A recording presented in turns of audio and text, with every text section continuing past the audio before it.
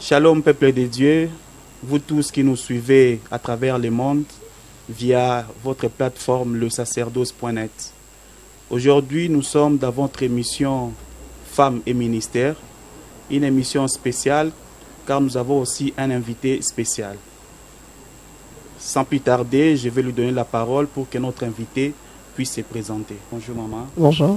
Vous pouvez vous présenter aux internautes qui nous suivent à l'instant.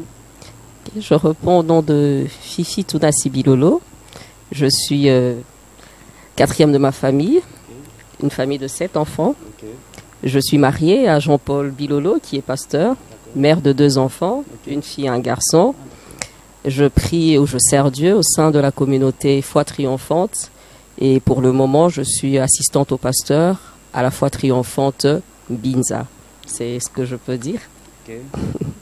Maman Fifi, vous vous êtes présentée à tous ceux qui sont en train de nous suivre à l'instant. Nous désirons savoir comment c'était votre appel, comment est-ce que Dieu vous avait appelé à ces ministères et comment est-ce que vous êtes devenu pasteur. Moi, ça s'est passé progressivement. Il faut dire que je ne suis pas ordonnée, hein, je ne suis pas pasteur ordonné.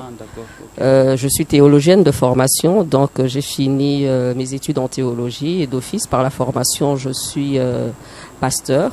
Mais il faut dire que je suis dans le processus, qui sait, peut-être ça sera l'année prochaine ou après 5 ans, qui sait. Mais sinon, je sers le Seigneur dans la prédication, je tiens des conférences et aussi dans l'église, je suis responsable des ouvriers et avec mon mari, nous travaillons dans les implantations des églises. Il faut dire que pour moi, par rapport à l'appel, ça a commencé très tôt. Par la grâce de Dieu, je sors d'une famille chrétienne. J'ai eu des aînés qui m'ont précédé, surtout mon frère aîné qui m'a aidé. Et pour moi, ça a été facile parce que c'est comme s'il avait déjà payé le prix. Les 2 frères. Sans vous couper, les 2 frères. Hein. Les 2 frères qui sont l'aîné et le second. Le second qui est venu après, l'aîné. Ce qui fait qu'il avait déjà payé le prix. Ce qui fait que par rapport à l'appel, l'aîné m'a amené à l'église, dans une église Flaming Fire à l'époque. Arrivé là-bas, j'ai reçu Christ très tôt, à peu près, je dirais 16 ans. Et dès ma conversion, il faut dire qu'une année après, pour moi, je sentais mon cœur brûler par rapport à l'appel, sévir le Seigneur. Mais comment le faire à temps plein, à temps partiel? J'étais jeune, mais j'avais toujours un penchant pour les choses de Dieu, dans les visions, dans les rêves, les gens me le disaient. Et j'ai eu à grandir dans les choses de Dieu. Après cette église, on a connu plusieurs déménagements. Je me suis retrouvée dans une église qui m'a beaucoup aidé, l'église Bethesda. Bethesda à la cité Maman Mobutu. Chez le pasteur Desi Kitoko, qui m'a beaucoup aidé dans le service pour Dieu. Et pendant que je servais le Seigneur, je savais que c'était pas... je ne le faisais pas parce que je devais perdre le temps, je ne le faisais pas parce que je n'avais rien à faire, mais c'était une passion pour moi. C'était un dévouement, une passion pour moi. Je ne me voyais pas sans le service. Pour moi, tout ce que je faisais, c'était secondaire. Et petit à petit, le Seigneur me parlait encore par rapport à ce que je devais devenir, ce que je devais faire, par rapport à la prédication, par rapport à l'église corps du Christ et tout. Mais comment le faire, ça, je ne savais pas. Le pasteur Desi m'a beaucoup aidé, il m'a encouragé, il m'a aidé. Mon frère aîné aussi, il m'a beaucoup aidé et il me donnait plusieurs occasions à prêcher dans son église. Ça m'a aussi aidé. Le pasteur aussi me donnait plusieurs occasions à exhorter, aussi à modérer. Ça m'a permis aussi de me découvrir, de grandir, de me découvrir. Petit à petit, quand je devais faire mon choix, j'avais une prière précise. Je demandais au Seigneur de me donner un homme qui va m'aider dans cet appel, de me donner un homme qui va me comprendre dans cet appel, qui va me booster, qui va m'aider à avancer. Ce qui fait que quand les prétendants venaient, j'avais un critère, soit un homme qui aimait les choses de Dieu ou bien un serviteur de Dieu. Parce que je voulais garder, protéger cette flamme et protéger ce que Dieu m'avait dit et comment je me voyais demain. Et par la grâce de Dieu, le Seigneur m'a exaucé. Aujourd'hui, je peux dire qu'il m'a exaucé. Il m'a envoyé mon mari, que tout à l'heure j'ai eu à présenter, Jean-Paul Bilolo. Et lui, il m'a aidé. Il m'a aidé, il m'a coaché, il m'a lancé dans nos églises. Et maintenant, en dehors de l'église, je sers et je sens que j'ai grandi dans les choses de Dieu avec cet homme que Dieu m'a donné. C'est un peu le parcours jusque-là. Et puis je pense que dans la suite, je donnerai d'autres détails si moyen il y a. Comment est-ce que votre entourage, la famille, les amis, les connaissances ont accepté cet appel-là? Je venais de le dire tout à l'heure, par la grâce de Dieu. Et je peux dire que c'est par la grâce de Dieu. J'ai toujours l'impression que mon frère aîné avait payé le prix. Ce qui fait que dans la famille, c'était déjà du déjà vu. Avec mon frère aîné et le second qui était dans ça. Mon père, c'est vrai qu'il avait du mal, mais c'était pas si pénible pour lui comme ça l'avait été avec mon frère aîné. Pour l'entourage, comme j'étais déjà converti, j'étais converti jeune. Ils étaient habitués à me voir prêcher. Ils étaient habitués à me voir tout le temps à l'église. Ce qui fait que je m'étais affiché tel que j'ai pas eu trop de défis par rapport à ça. Je pense que la grâce que moi j'ai pu avoir, c'est que j'ai eu des grands frères qui m'ont précédé dans ça. Si je dois être sincère. Si je dois être sincère avec ça. Je comprends. Merci. Maintenant, dans ce ministère que vous exercez déjà, vous avez rencontré des difficultés certainement. Quelles sont ces difficultés? Tout à l'heure, je l'ai dit, ça a été un parcours. Je pense que je suis passée par plusieurs étapes. Je dirais que ce qui m'a fait mal dans mon parcours, c'est de décider par rapport au ministère qu'on appelle couramment à temps plein. J'avais une carrière, je travaillais dans une entreprise de la place où j'avais un avenir dans ce que je faisais, mais je sentais, j'écoutais, il y avait toujours une voix de Dieu qui me disait que je t'attends à me servir davantage. Je disais, Seigneur, non, je préfère faire avec ça. Je serai là à mi-temps, je travaille, je gagne de l'argent, et puis je te sers avec cet argent que d'attendre, comme on le dit, l'argent de ma bonza. J'avais l'impression que c'était humiliant. Il n'y avait rien à faire, c'était une perte de temps. Je me suis battue avec des années et j'ai été promue à un moment donné. Et puis finalement, j'ai dû céder. Mais j'ai cédé en pleurant. La rupture n'a pas été facile. Non, parce que c'était un boulot qui marchait. C'était pas parce que ça ne marchait pas que j'avais démissionné, mais c'est parce que le Seigneur me disait, vas-y et va te faire former. Ce qui fait que c'était le premier prix. Et le second prix, c'était le prix à payer par rapport à la formation. Il fallait aller se faire former. J'ai fait une recherche, je suis tombée sur la FATAD. Et à la FATAD, il fallait faire 3 ans. Troisième année, il fallait aller à Lomé. À Lomé, c'est ça.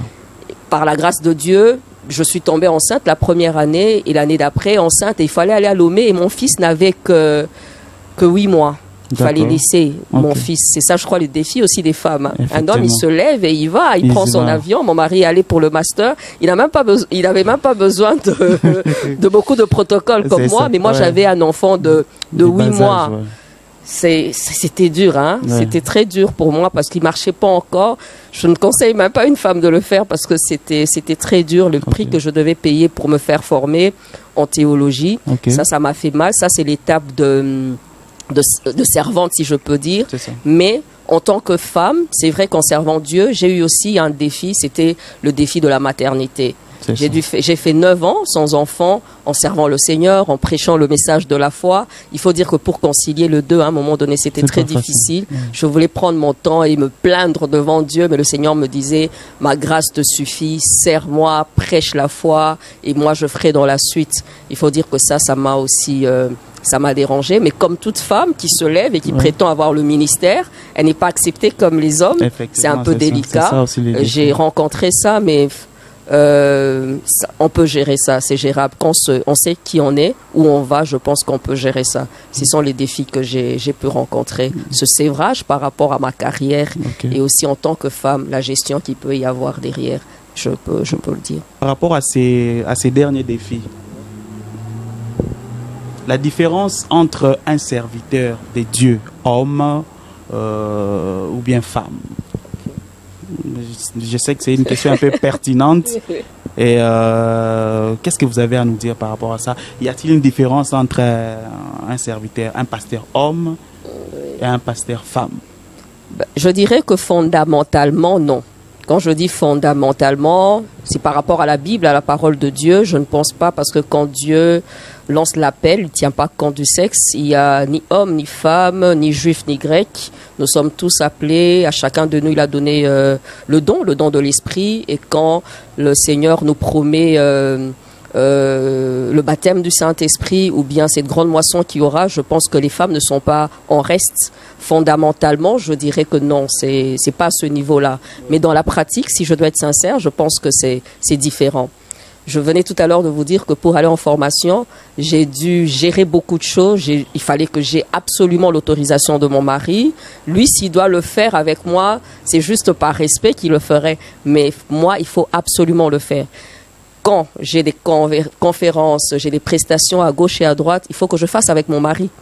S'il n'est pas d'accord avec moi, c'est impossible que j'y aille. Pourquoi? Parce que, d'office, il y a un passage biblique clair par rapport à la soumission de la femme et l'autorité de l'homme. Là, c'est mon mari. Je parle de moi. Pour mon cas, il est très difficile pour moi de parler des cas de femmes qui sont célibataires, qui servent Dieu. Moi, je vois ça à mon niveau.